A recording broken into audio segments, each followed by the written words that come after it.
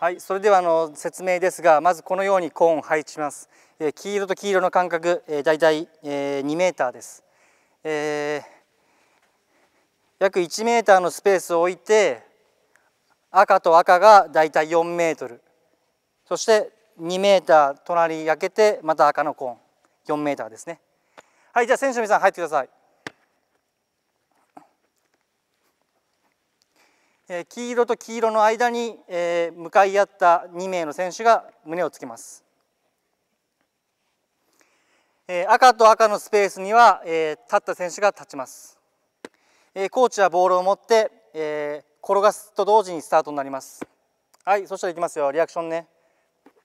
はい、行こう。戻った状態でタックルが発生。しっかり戻ってクリーンアウト。OK、ナイス。はい、行きます。レディー、ゴー。